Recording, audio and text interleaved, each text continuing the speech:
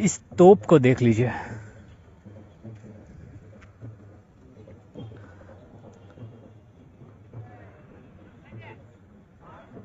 दोस्तों, इस माली के मैदान तोप को 1549 में टर्किश इंजीनियर मोहम्मद बिन हुसैन रूमी ने सुल्तान ऑफ अहमदनगर बुरहान निज़ाम शाह के लिए बनाया था।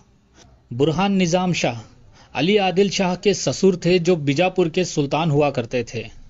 और दोस्तों, कहा जाता है कि इस तोप को अली आदिल शाह यानी कि अपने जमाई के लिए उन्होंने बनवा के तोहफे के तौर पे दिए थे।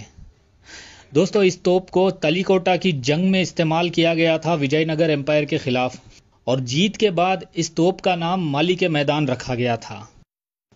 दोस्तों, इस तोप के ऊपर 3 इंस्क्रिप्शंस लिखी गई हैं।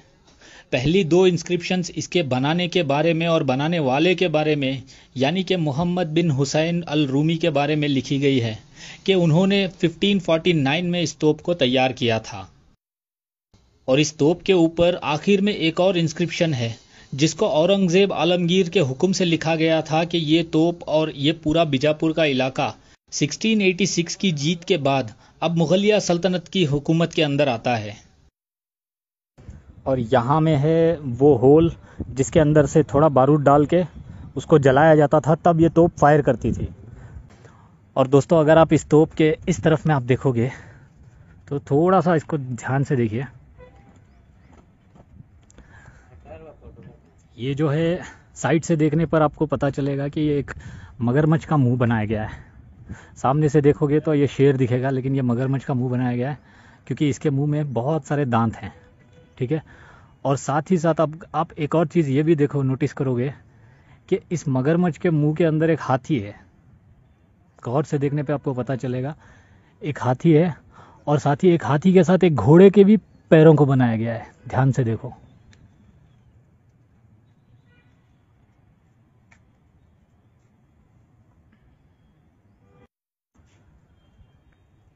और कहते हैं कि इस तोप को, जिसका वज़न अराउंड 55 टन है यानी कि 55,000 केजीज, इस तोप को अहमदनगर से यहाँ तक 100 हाथी और 100 घोड़ों, ऐसे बहुत सारे लोग अलग अलग तरह से रिवायतों में कहते हैं, मगर कई जानवरों का इस्तेमाल करते हुए इस तोप को यहाँ तक लाया गया था।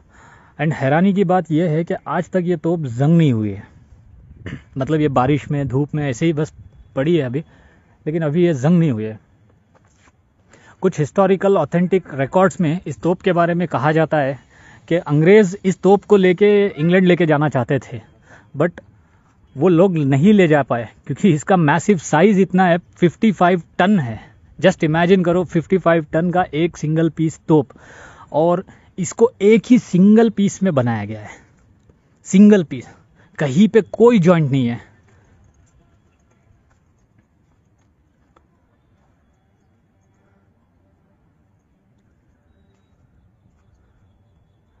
कैन यू इमेजिन, एक सिंगल पीस का इतना बड़ा तोप।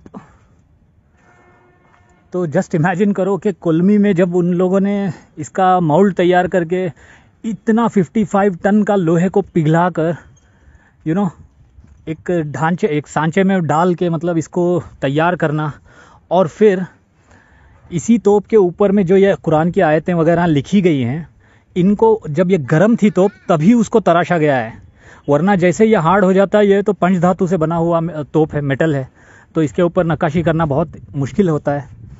तो जब ये गर्म रहा होगा तभी उसके ऊपर वो इंस्क्रिप्शन बनाई गई है, and that too it's so beautiful and accurate. दोस्तों, एक और चीज़ आप यहाँ पे आप थोड़ा सा नोटिस कीजिए। यहाँ पे इस तोप का एक पुल्ली हैंडल जो है ना, टूटा हुआ है, ये वाला।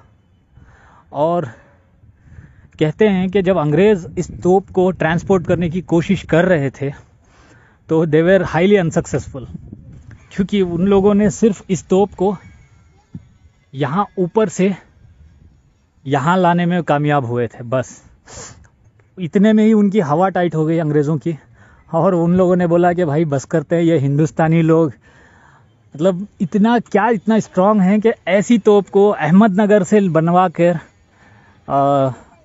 अहमदनगर जो लगभग 400-500 किलोमीटर दूर होगा, वहाँ पे ऐसी तोप को बनाकर यहाँ तक ट्रांसपोर्ट करके न सिर्फ ट्रांसपोर्ट किए बल्कि इस किले के ऊपर में यहाँ पे खड़ा तक कर दिया है।